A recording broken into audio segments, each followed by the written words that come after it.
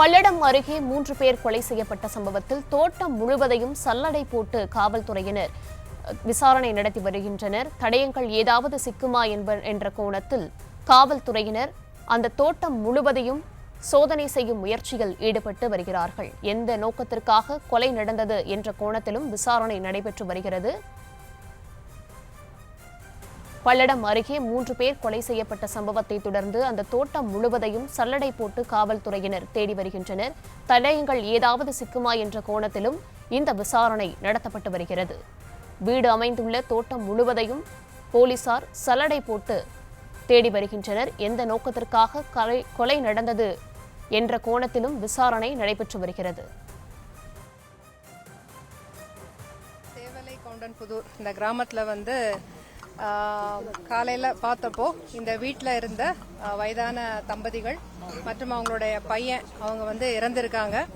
இதை காலையில் இந்த ஊரில் இருக்கவங்க பார்த்து நமக்கு தகவல் சொன்னாங்க. இது பார்த்ததில் ரொம்ப ஷார்ப் வெப்பனும் பிளண்ட் வெப்பனும் யூஸ் பண்ணப்பட்டிருக்கு.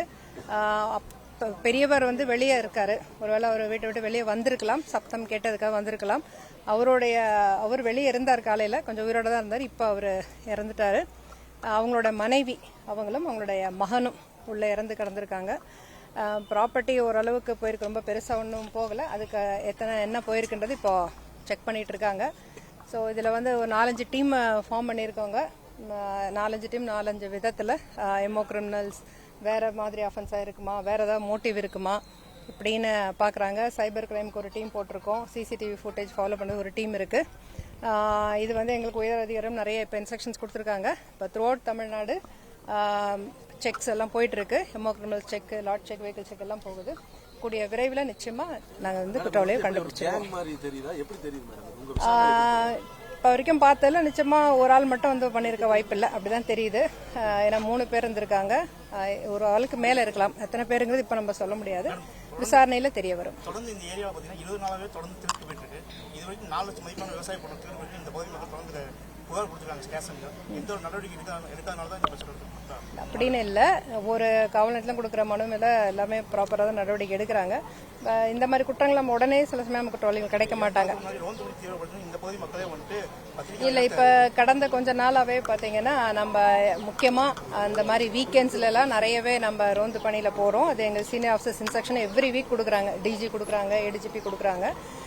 வார கடைசி நாட்களில் இல்லை இந்த மாதிரி டார்க் நைட் பீரியடில் எக்ஸ்ட்ரா பீட்ஸ் மார்ச் பண்ணுறோம். நிறைய ஆஃபீஸர்ஸும் மூவ் பண்ணுறாங்க. அது கண்டுபிடிச்சிடலாம்.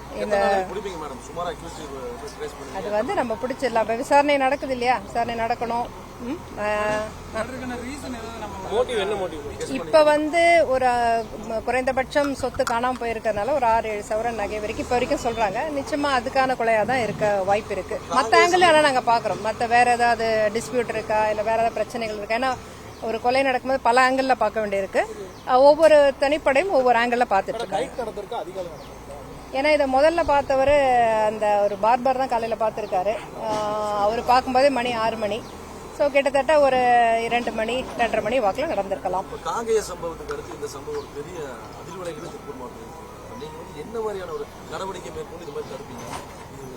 அடிஷனல் பீட்ஸ் தான், அடிஷனல் பீட்ஸ் மார்ச் பண்றோம். கிரைம் ஸ்பெஷல் டீம்ஸ் ஃபார்ம் பண்றோம். கிரைம் பீட்ஸும் போறாங்க.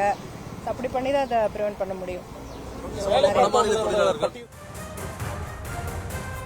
பல்லடம் அருகே 3 பேர் கொலை செய்யப்பட்ட சம்பவத்தில் தற்போது அந்த தோட்டம் முழுவதும் போலீசார் ஏதாவது தடயங்கள் கிடைக்குமா என்று தேடி வருகின்றனர். காவல்துறையினர் தரப்பிலிருந்து விசாரணையின் நிலை குறித்தும் அவர்கள் விளக்கியுள்ள காட்சிகளை பார்த்தும் விவரங்களை பின்வரும் செய்திகளில் பார்க்கலாம்.